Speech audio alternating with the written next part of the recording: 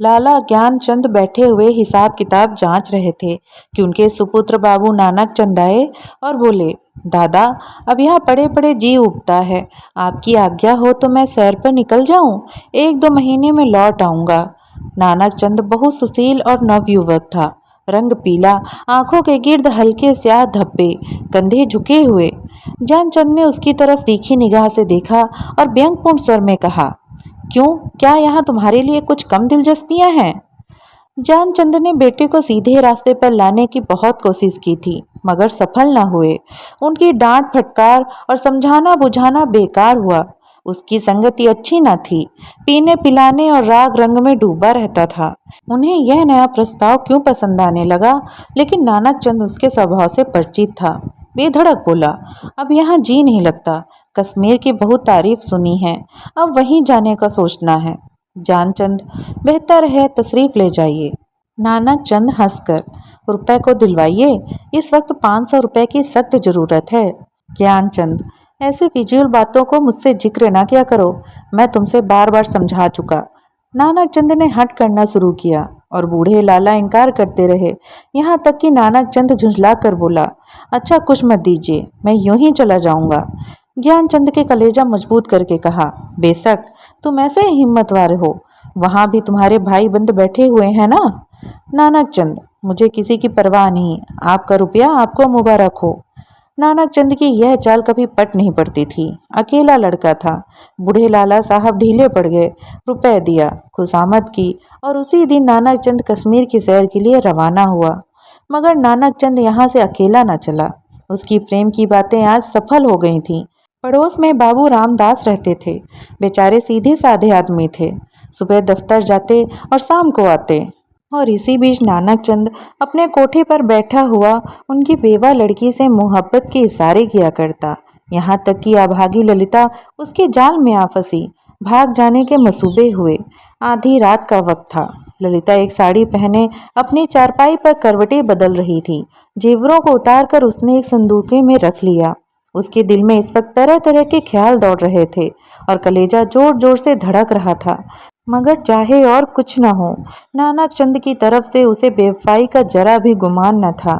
जवानी की सबसे बड़ी नेमत मोहब्बत है और इस नेमत को पाकर ललिता अपने को खुद नसीब समझ रही थी। रामदास बेसुध सो रहे थे। कितने में कुंडी खटकी। ललिता चौंक कर उठ खड़ी हुई। उसने जेवरों का संदूक उठा लिया और एक बार इधर उधर हसरत भरी निगाहों से देखा और दबे पांव चौंक चौंक कर कदम उठाती दहलीज में आई और कुंडी खोल दी। नानक चंद ने उसे गले से लगा लिया। बग्घी तैयार थी। दोनों उस पर जा बैठे। सुबह को बाबू रामदास उठे। ललिता न दिखाई दी। घबराए। सारा घर छान मारा, कुछ पता न चला। बाहर की कुंडी खुली देखी। बग्घी के निशान नजर आए। सिर पीट कर बैठ गए। मगर अपने दिल का दर्द किससे कहते। हंसी और बदनामी का डर जवान पर मोहर हो गया। मशहूर किया कि वह अपने ननिहाल गई है। मगर लाला ज्ञानचंद सुनते ही भाग गए कि कश्मीर की सैर के कुछ और ही माने थे। धीरे धीरे यह बात सारे मोहल्ले में फैल गई। यहाँ तक कि बाबू रामदास ने शर्म के मारे आत्महत्या कर ली। मोहब्बत की सरगर्मियां नतीजे की तरफ से बिल्कुल बेखबर होती हैं। नानक चंद जिस वक्त बग्घी में ललित के साथ बैठा तो उसको इसके सिवाय और कोई ख्याल न था कि एक युवती मेरे बगल में बैठी है जिसके दिल का मैं मालिक हूँ। उसी धुन में वह मस्त था। बदनामी का डर, कानून का खटका, जीविका के साधन, उस समस्याओं पर विचार करने की उसे उस वक्त फुर्सत न थी। हाँ, उसने कश्मीर का इरादा छोड़ दिया। कलकत्ते जा पहुंचा। किफायत सारी ने सबक ना पढ़ा था। जो कुछ जमा जथा थी 2 महीने में खर्च हो गई। ललिता के गहनों पर नौबत आई। लेकिन नानक चंद में इतनी शराफत बाकी थी। दिल मजबूत करके बाप को खत लिखा। मोहब्बत को गालियां दी और विश्वास दिलाया कि अब उनके पैर चूमने के लिए बेकरार है, कुछ खर्च भेजिए। लाला साहब ने खत पढ़ा। तकसीन हो गई कि चलो जिंदा है, खैरियत से है। धूमधाम से सत्यनारायण की कथा सुनी। रुपया रवाना कर दिया। लेकिन जवाब में लिखा, खैर, जो कुछ तुम्हारी किस्मत में था वह हुआ। अब इधर आने का इरादा मत करना, बहुत बदनाम हो रहे हो। तुम्हारी वजह से मुझे भी बिरादरी से नाता तोड़ना पड़ेगा। इस तूफान को उतर जाने दो, तुम्हें खर्च की तकलीफ न होगी। मगर इस औरत की बाह पकड़ी है तो उसका निबाह करना, उसे अपनी ब्याहता स्त्री समझो। नानक चंद दिल पर से चिंता का बोझ उतर गया। बनारस से महावर वजीफा मिलने लगा। इधर ललिता की कोशिश ने भी कुछ दिल को खींचा और गौ शराब की लत न टूटी और हफ्ते में 2 दिन जरूर थिएटर देखने जाता, तो भी तबीयत में स्थिरता और कुछ संयम आ चला था। इस तरह कलकत्ते में उसने 3 साल काटे। इसी बीच एक प्यारी लड़की के बाप बनने का सौभाग्य हुआ, जिसका नाम उसने कमला रखा। तीसरा साल गुजर रहा था कि नानक चंद के उस शांति में जीवन में हलचल पैदा हुई। लाला ज्ञानचंद का 50वां साल था, जो हिंदुस्तानी रईसों की प्राकृतिक आयु है। उनका स्वर्गवास हो गया और ज्यों ही यह खबर नानक चंद को मिली, वह ललिता के पास जाकर चीखें मार मार कर रोने लगा। जिंदगी के नए नए मसले अब उसके सामने आए। इस 3 साल की संभाली हुई जिंदगी ने उसके दिल सौदेपन और नशेबाजी का ख्याल बहुत कुछ दूर कर दिए थे। अब उसे यह फिक्र सवार हुई थी कि चलकर बनारस में अपनी जायदाद का कुछ इंतजाम करना चाहिए, वरना सारा कारोबार धूल में मिल जाएगा। लेकिन ललिता को क्या करूं? अगर इसे वहां लिए चलता हूं तो 3 साल की पुरानी घटनाएं ताजी हो जाएंगी और फिर एक हलचल पैदा हो जाएगी जो मुझे हुक्काम और हम जोलियों में जलील कर देगी। इसके अलावा उसे अब कानूनी औलाद की जरूरत भी नजर आने लगी। यह हो सकता था कि ललिता को अपनी ब्याहता स्त्री मशहूर कर देता, लेकिन इस आम ख्याल को दूर करना असंभव था कि उसने उसे भगाया है। ललिता से नानक चंद को अब वह मोहब्बत न थी जिसमें दर्द होता है और बेचैनी होती है।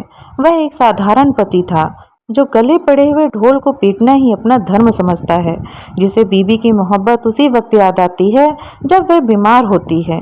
और इस अचरज की कोई बात नहीं है अगर जिंदगी में नई नई उमंगों ने उसे उकसाना शुरू किया। मसूबे पैदा होने लगे जिनका दौलत और बड़े लोगों के मेल जोल से संबंध है।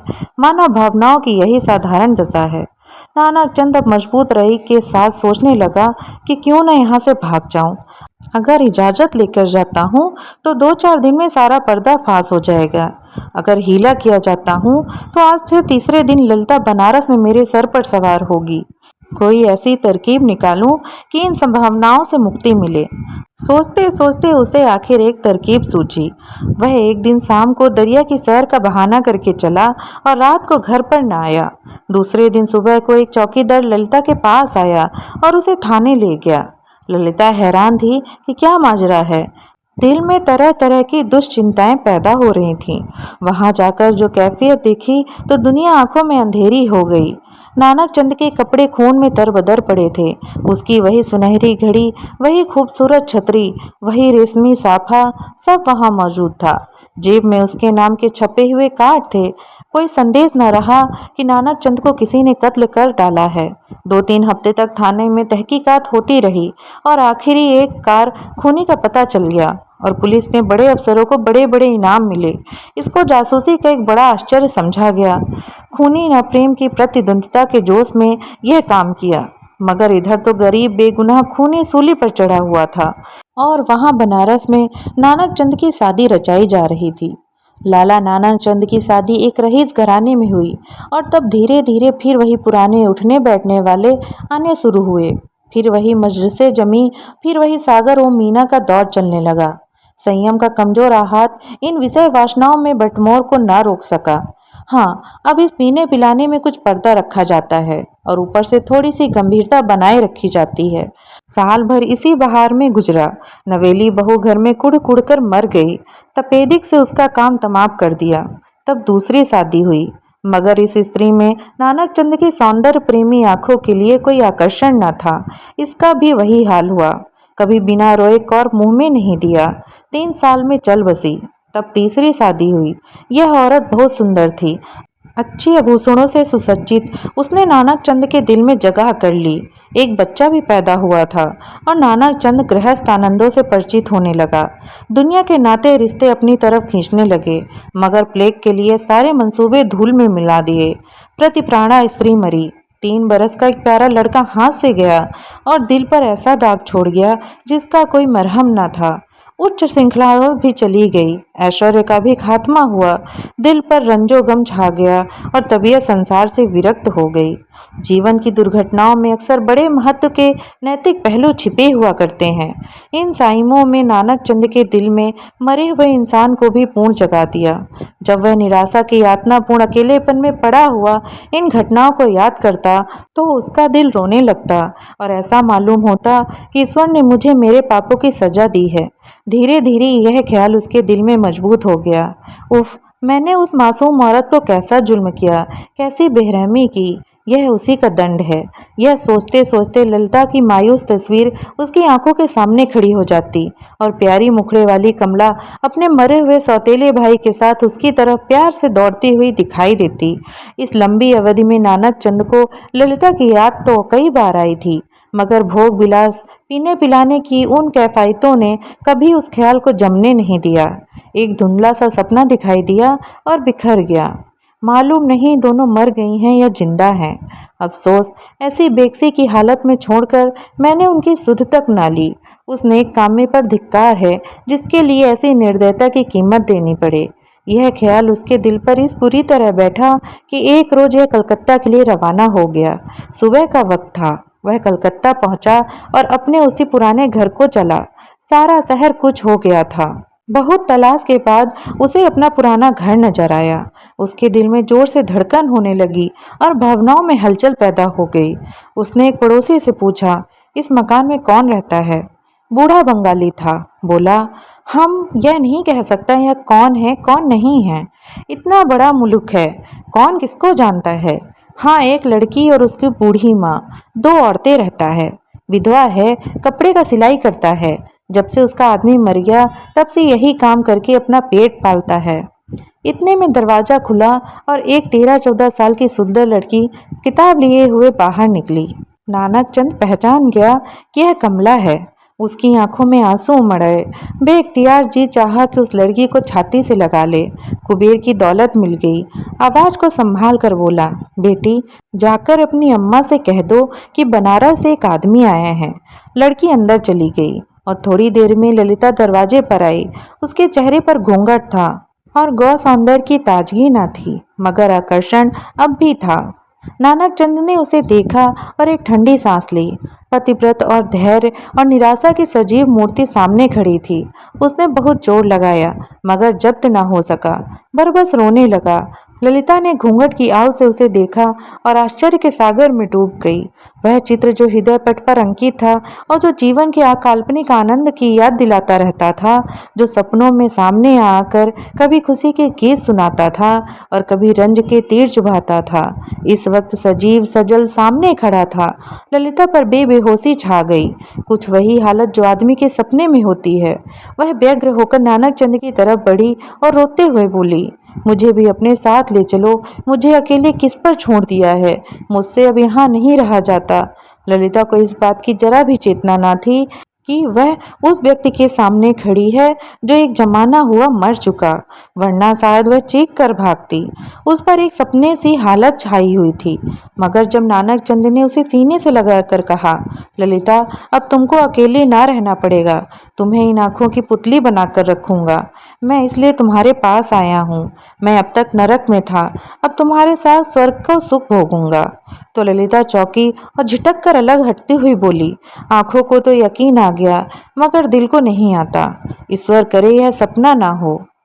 दोस्तों, कैसी लगी आपको यह कहानी? कमेंट करके ज़रूर बताइएगा और ऐसे ही वीडियोस के लिए सब्सक्राइब करें मेरे यूट्यूब चैनल को और फॉलो करें फेसबुक पेज को। धन्यवाद।